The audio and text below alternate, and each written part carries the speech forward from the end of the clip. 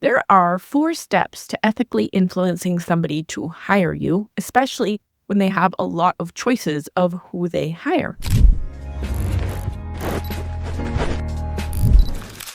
A lot of people have 1 or 2 of these steps down, but are missing the other 2. And some people have them all scrambled and are doing them out of order, and that's why they're not landing the offer. If you're missing step number 1, what'll happen is you can send a lot of resumes in, you can send a lot of applications into the void, you can talk to a lot of people, you can grind as much as you want, and it's a problem that's happening at the conscious level, not the subconscious level. The subconscious level is the way that people make decisions. Right now, as you're listening to me, you're hearing what I say, but you're making a subconscious conclusion about whether or not you like me or not, whether or not I resonate with you or not, whether or not I seem real or not, whether or not I'm an AI figure or not. You're making your own conclusions and they're not even conscious, right? You can bring them into the consciousness when you are aware of it, but most people are not going to do that. They're just going to make their decisions based on what they're subconsciously taking in. If you're missing step number 2, what's going to happen is you can list lots and lots of really good reasons why they should hire you, including qualifications, years of experience, and background. And none of that will make any difference to them because you're missing the key ingredient on why they need to hire you. Step number 2 is going to set you apart. And I'm going to tell you what the steps are. If you're missing step number 3, you will have people telling you how impressive your background is. They will say, you have a really impressive background. We really enjoyed meeting you. They will tell you that it was a very difficult decision and that they had to go with somebody who was more culturally aligned, or they will give you a BS answer that doesn't really tell you why they didn't choose you. And you will come to think of it as, oh, I just was second best. If you are missing step number 4, they will trust you. They will believe you. They will say, yes, this is the person that we need to hire. And then they won't get back to you. They will just leave it to the crickets to answer you. And you will not hear back, and you will wonder, WTF. Now you know what's going to happen if you're missing one of these steps. Let me tell you what the steps are. In order, number 1 is congruence. You need to get congruent before you meet people. Before you even go out there and do your interacting or your interviewing, you need to get congruent, not just in general, but with the value and the salary that you want to earn and why. You need to be very precise about this, because what a lot of people do is they just say, yeah, I want to make this much money per year. It's just a number, though. It doesn't really have any legs or any rhyme or reason why it should be that. Some people will say, oh, it's because that's what the market is paying. That could be a reason, but it's not a very good reason. The biggest reason that actually gets you hired for the salary you want to make, and many of my clients, they do this process so well that they end up not having to negotiate. They get offered the higher end of the range, is that you have actually done inventory of the value that you bring and you feel very congruent about it. When you're in a salary discussion, you don't have to wait to see what their budget is. You are very clear on how much you want to make and why. And you know that you will return that to them tenfold. So that's one area of congruence that you'll need to work on within yourself before you'll have success going out there and asking for that salary in return for the service, for the employment, for the time and energy that you will provide.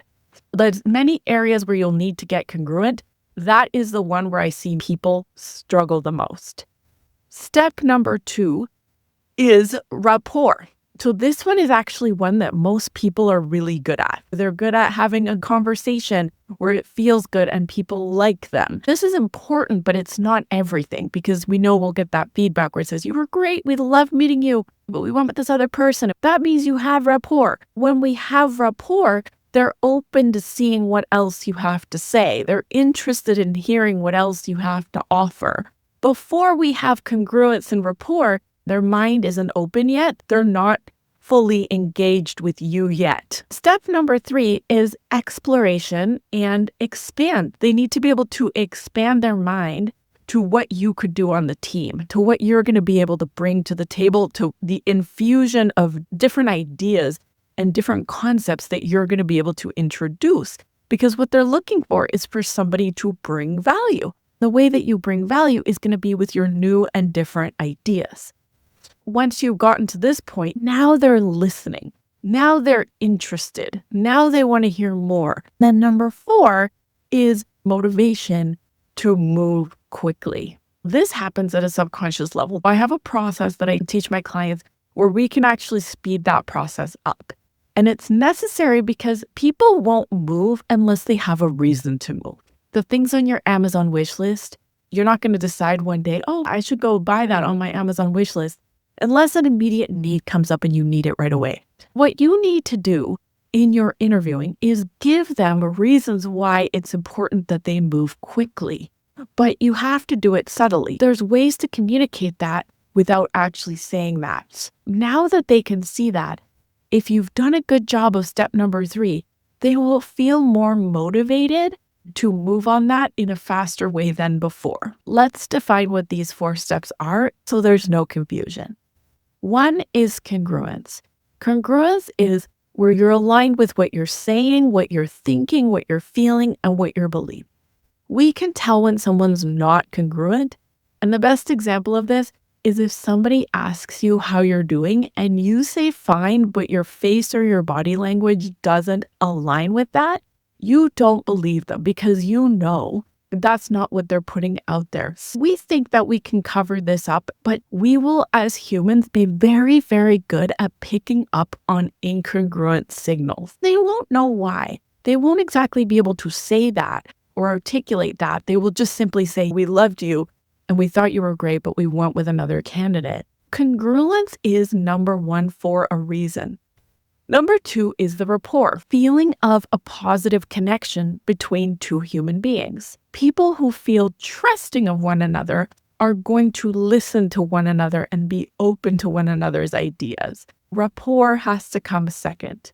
Number 3 is exploring and expanding what's possible. When you have congruence and you have rapport, you're able to explore and expand what's possible with this other person now, and you are open to it. You're engaged with what they're saying. That can't happen unless you're congruent and unless you have established rapport. When you get new information and it's from a source you trust, your brain starts trying on new ideas. And that's when you get into that really juicy, meaty discussion where you're able to create that exploration and expansion. Number 4 is motivation. Now that you've tried on some new ideas, you have been expanded with your thinking, now you can be motivated to do something different. Now you can be motivated to move a little bit faster. Now you're going to feel motivated to make that call a bit sooner because you see the possibility. We need all 4 of these steps in order to get someone to hire you, as well as the process. This is the subconscious process that needs to happen before anybody can hire you. And then there's a tangible process that covers the entire job search and how you need to tangibly take action in that job search with the right mindset behind you to be able to create the result you want of a job offer. I go through that tangible process in my free training. You can get the link for that below, where I cover the 4 steps of what's required in the interview. And this goes more into how you need to engage, what you need to say, how it needs to be communicated. These are the 4 things that run behind the scenes that need to be present in order for someone to hire you before you even get into the tangible stuff. Get the link below, sign up for that free training, and it's available to you immediately. These were the 4 subconscious things that need to happen for you to be chosen. They're based in psychology and how to ethically influence somebody to choose you over someone else. Hi, I'm Natalie, by the way. I'm a career breakthrough coach. And the reason I do this work is because there's so much behind the scenes that nobody is talking about. People are telling you, you have to change your LinkedIn header. You have to change your resume.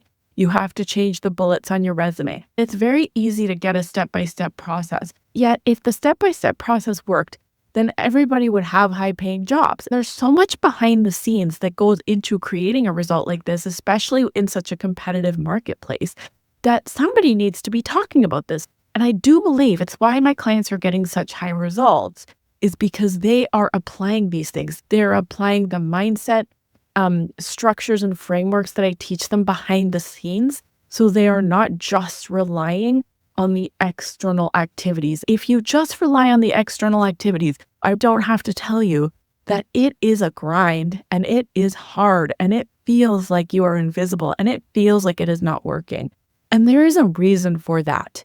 If you like this video, click the link below and get the free training right away.